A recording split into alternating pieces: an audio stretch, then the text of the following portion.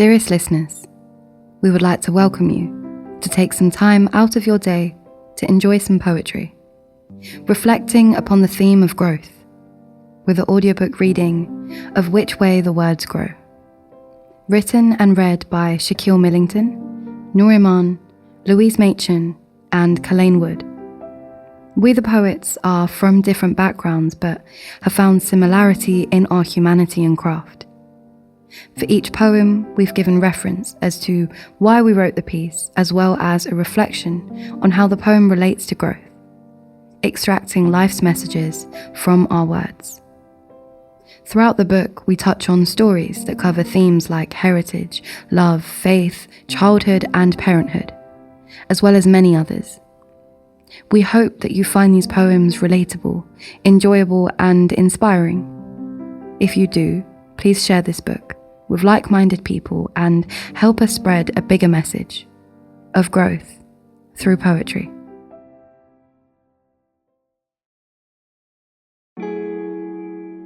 Chapter 1. Understanding Faith. I wrote this poem called Understanding Faith at a time when me and my partner were living in different countries. I was doing some solo travelling, and when I initially run the idea by my partner, she thought I was trying to break up with her. So during the initial period of travelling, we had many testing conversations where we didn't see eye to eye.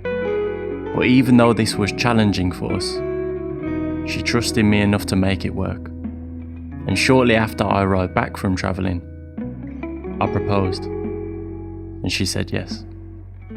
So it all worked out in the end. This poem is inspired by her faith in me and in us as a couple.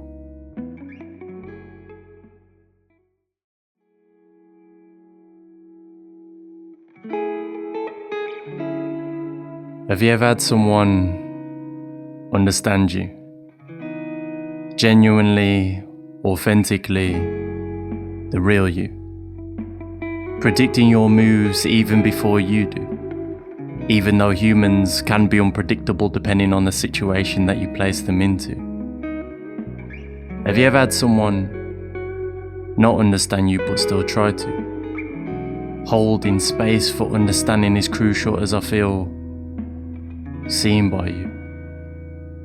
My ideas feel validated, my dreams are liberated, you hold my hand as I try to.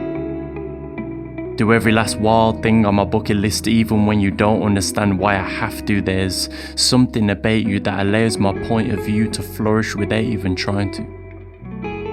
Basking in the grace of connectivity, you don't understand me but you still try to.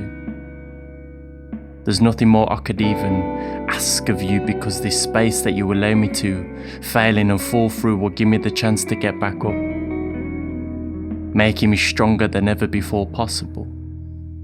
And if you held me back, I'd be weak at the knees. The weight of my dreams would be undeniable.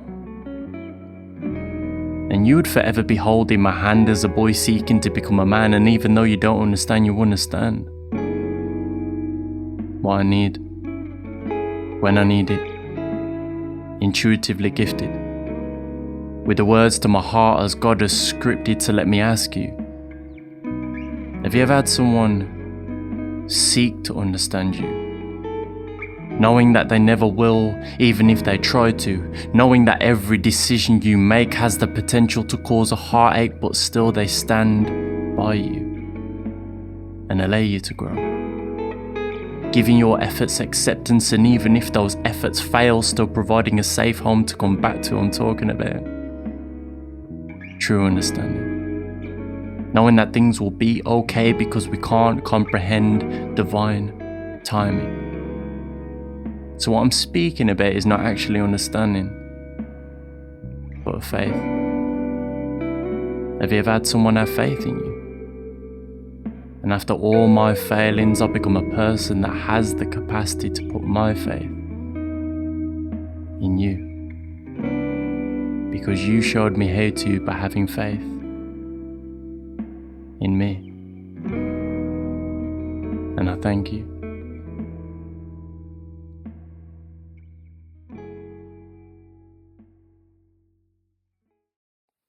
From this period, I learned that sustaining a relationship is much more than love. I think it requires things like teamwork, communication, and trust. For my partner, it must have taken a lot of trust for her to appreciate my point of view in the situation, which in turn has allowed me to try and do the same for her. So the major takeaway is, if I want something to work out, it takes commitment. And from being committed, we are more likely to spot solutions to challenges rather than taking the easy option of giving up. Chapter 2. Damselflies. I had the idea for this poem after seeing damselflies on a walk down the canal with my daughter when she was small. It took a while to come to fruition, as some poems do. It put me in mind of when my dad would take me and my sister out for walks when we were younger. He would tell fantastical stories of fairies in the woods and weave in mythical narratives that set my imagination going. Tales of damselflies and dragonflies being among them. As a child, I would mispronounce the name as damsenflies and would associate them with the damson jam I'd like to stir into rice pudding to make it a different colour. This poem is inextricably linked with childhood and storytelling. I have gone out alone, hunting for damsenflies, blue like the jam I stirred into rice pudding when I was 8, chipped tooth and home-cut fringe. The day you leant over the canal edge, they were resting on the reeds, an iridescent eye on you, as you picked the fern Mum still grows in her garden. Flying in tandem, you'd say how they got their blue. Babylonian indigo plants, Middle Eastern fairies, lapis lazuli paintbrushes and a reckless dragonfly falling into a pool of goblin blood. I'd pretend to forget. You'd tell me again. I can still feel the sugar on my teeth from the sarsaparilla tablets we'd share.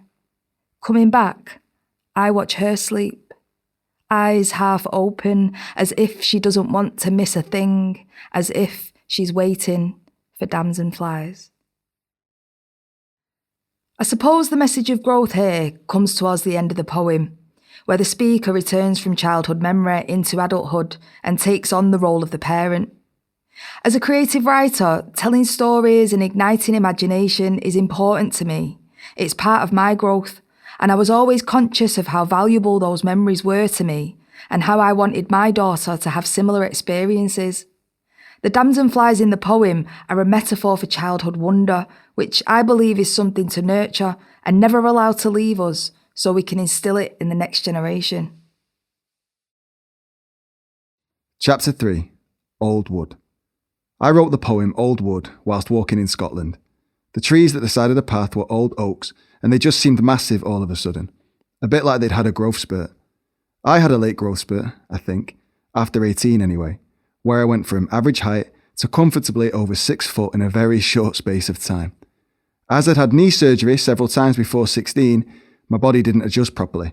I have scars all over my back from it, and I've had to adjust myself through training ever since.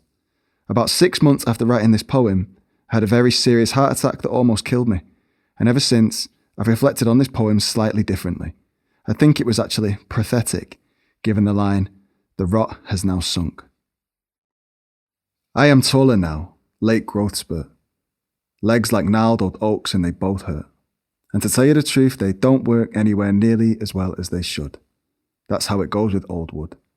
They should have cut me down and turned me into logs, put me out in the shed with the dogs, and by now, I should be with the sods of peat, just another source of heat. There are more knots in the trunk, and the rot has now sunk deep enough to reach the core, and pieces of me drop to the floor. Children pick them up and then play with them, use my branches as swords and then slay with them. Insects crawl in their gaps and then stay in them, where it's warm enough for eggs to be laid in them. But if you ask me, I'm okay with that. That's how it should be, as a matter of fact. Circle of life shit, so time passes. I've done my bit, ashes to ashes. But it's not over until I'm burning. You can rest on my roots. I'm still here, I'm still learning, and there are new green shoots. The poem is literally about growth, but there's more to it than that, I hope. Like the trees that were around me when I wrote it, I've had plenty of times when I felt like I was ready for turning into firewood. For me, This poem is about longing for what you could have grown into, but then acceptance and even celebration for what you are growing into. It's one of my favourite pieces I've written, partly because of the weird psychic bit, but also because I walk past those trees fairly often still, whenever I go to Scotland anyway. Even if I can't tell, they will have changed and grown since the last time, just like I will have too.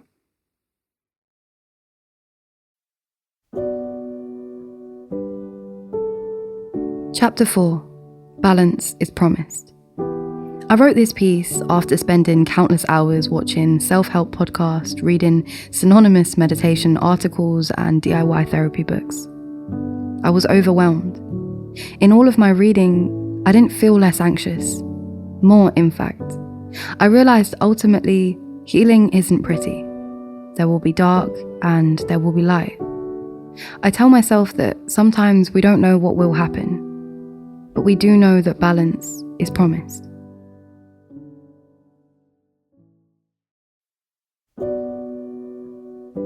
If you could you please just tell me what I need and give it to me? Because sometimes I'm lost in all the reading I'm doing on healing.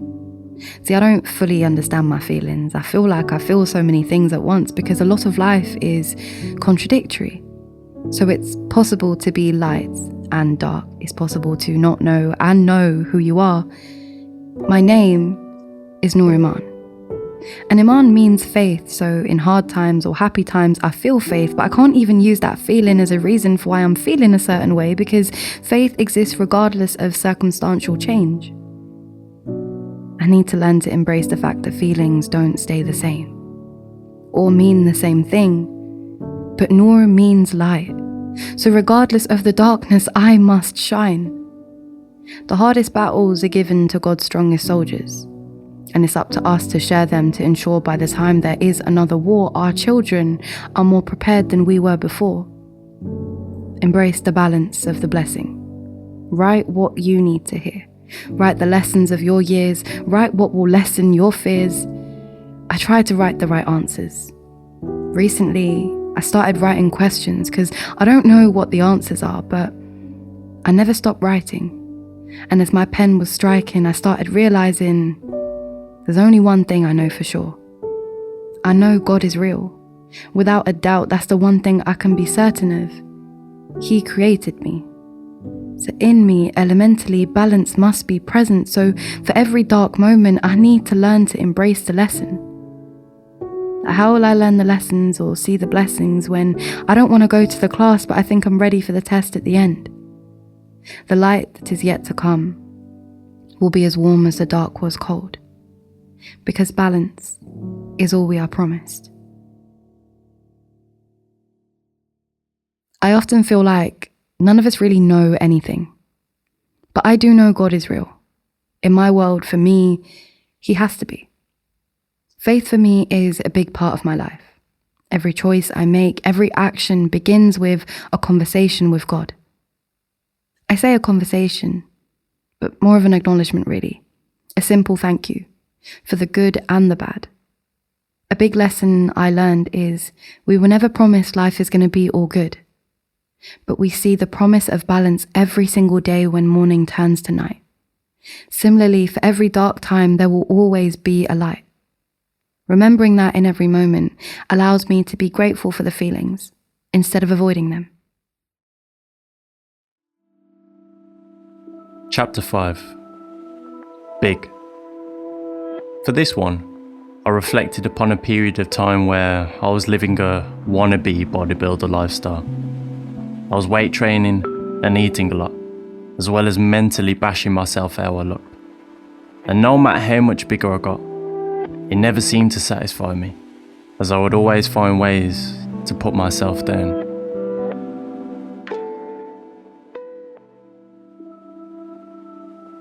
Bigger, better, me.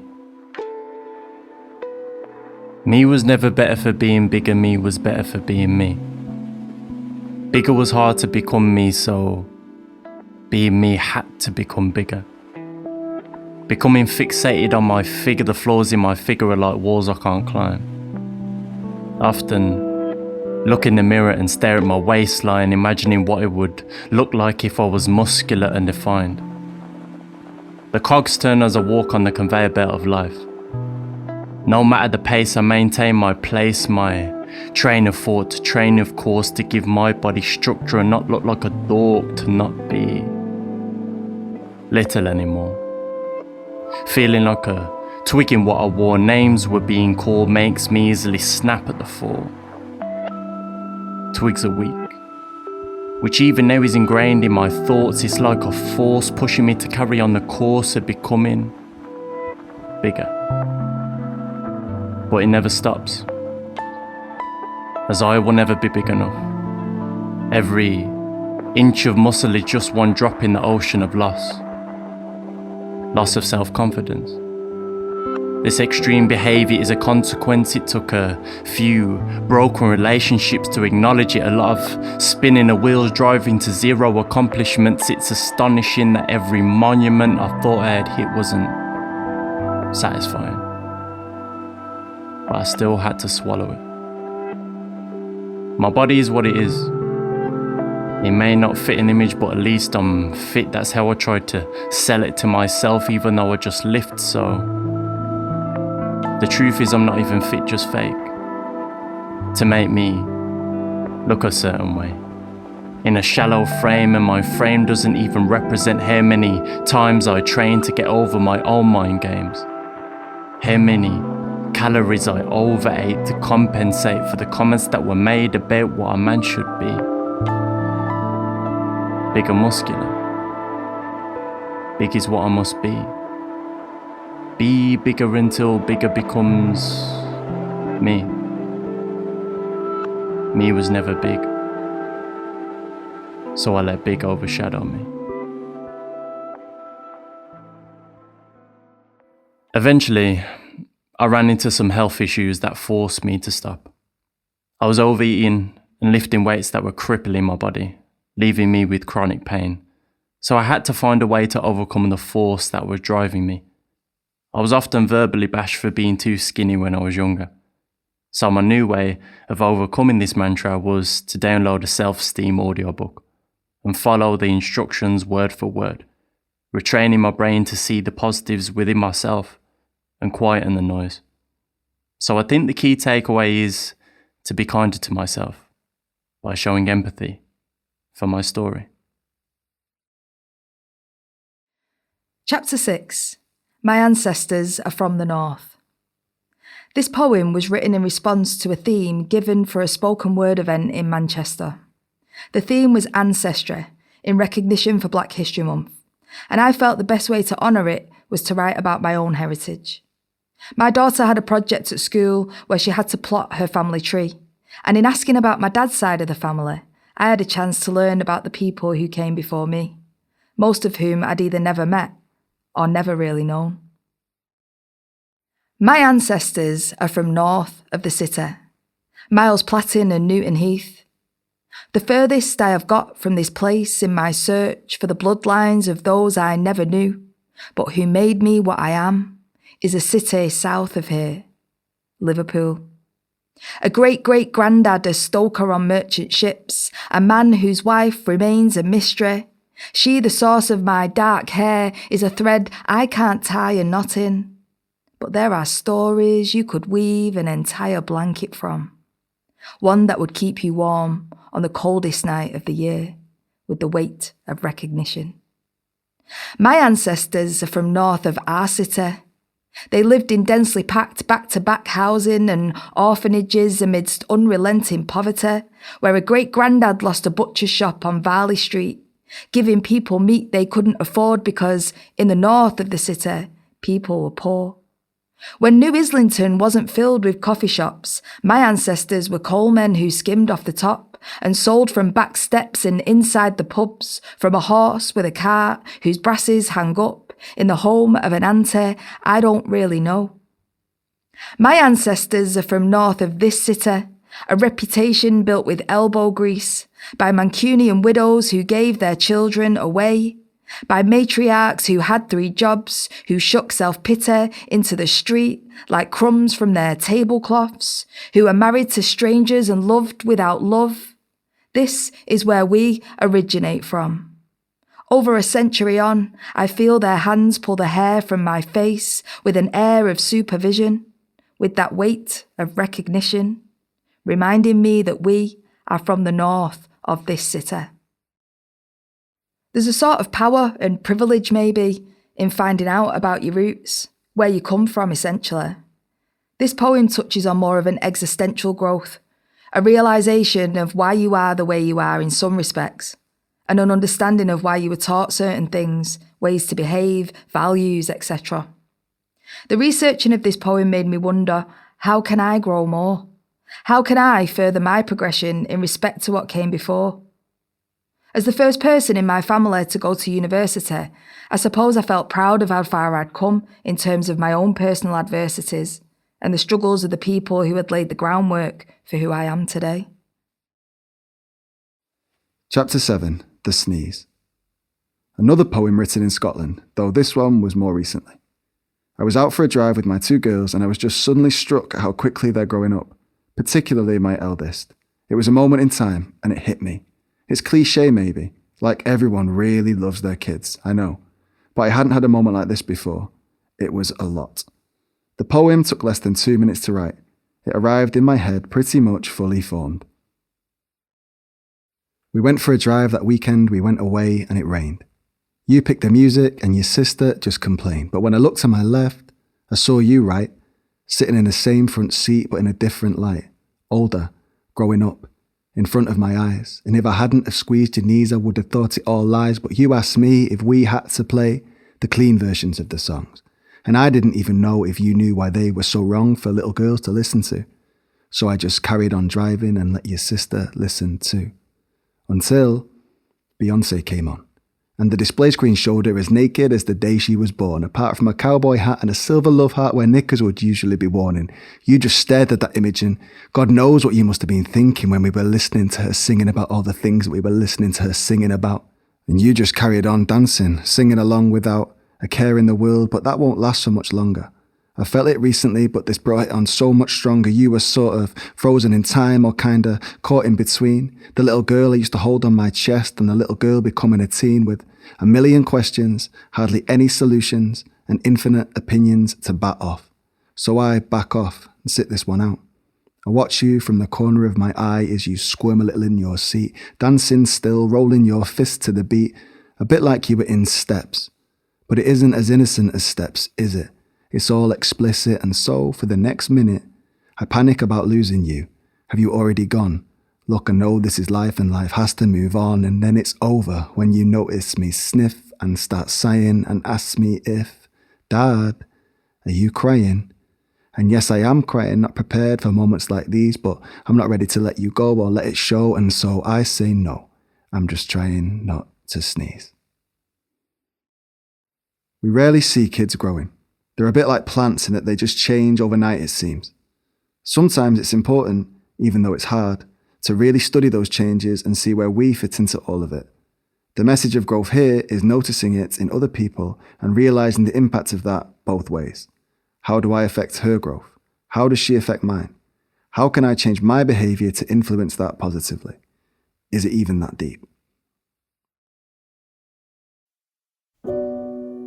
Chapter 8, Her Story. I wrote this piece after a conversation with my friends about our mothers, aunts, and grandmothers. We were speaking about respect and what that means for a woman, discussing the stories of our ancestry and ourselves, wondering on the deeper stories of the women that shaped us. We all realised we didn't know as much about the matriarchs in our families and their stories. See, we knew his story, but what about her story?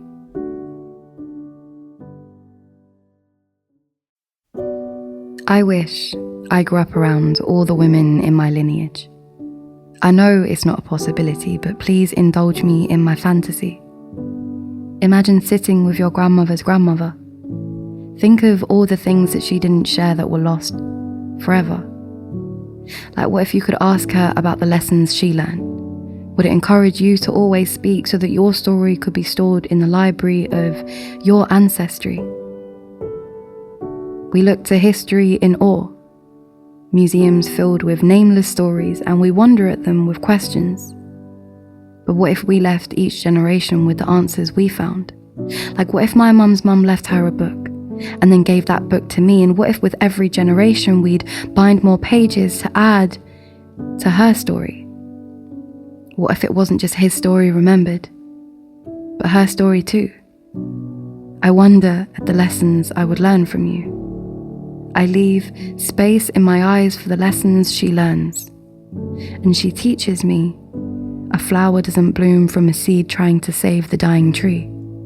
That new life has to start separately, learning from the lessons of our ancestry, but understanding eventually we will need to build our own trees. Learning from the lessons of those that nurtured their toxic leaves, but setting boundaries around the roots of our seeds to ensure their safety. Learning, repressing the lessons won't serve me. I can't just avoid the old to start anew. There are some things you can't get over because you need to walk through. Listen to the lessons they taught you. They're not written, but they live deep in your roots. Listen closely enough. They will speak through you.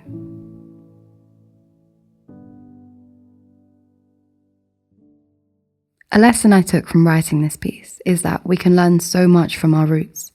Their stories live within us. To know them is to know ourselves more. While we can, we should take the time to ask our elders questions. Their stories have been untold for generations, and their lessons are our blessings. Thank you for listening, and we hope that you enjoyed the messages within this audiobook. This collection of poetry was brought to you by Shakquille Millington, Noor Iman, Louise Machen, and Culain Wood. Shakquille, a poet, producing his own spoken word shows, as well as producing over 50 poetry videos with the community, performing at events such as Queensland National Poetry Slam, the Commonwealth Games Festival, We Out Here Festival, and has headlined many more. Noor Iman, a writer, singer and poet, part of the Flow Vortex Collective. Noor has performed all over the UK since June 2021, from Scotland to Brixton, including at the Commonwealth Games ceremony, Edinburgh Literary Festival and Birmingham Art Gallery, and being commissioned by the Mayor of London. Noor believes writing to be free therapy. We all have a story to share. We just need to find a way to tell it. Culain Wood, a spoken word poet from Salford. One of the most exciting poets in the country, quoted from Punkin Drublick. Culain's poetry is full of integrity, humility and fragility, quoted by Glastonbury Festival. Culain lists Joe Strummer, David Attenborough and Eric Cantona as his inspirations, but he also writes for his daughters, so they will always know what he stood for and who he stood up to. Louise Machen, a graduate of the Centre for New Writing at the University of Manchester, is a widely published poet who has been nominated for the Forward Prize, the Pushcart Prize and Best of the Net. She is co-author of the conversational poetry pamphlet The Words of Others Are All We Have, a collection that dives into working class experiences and the discord between the metropolis and the natural world.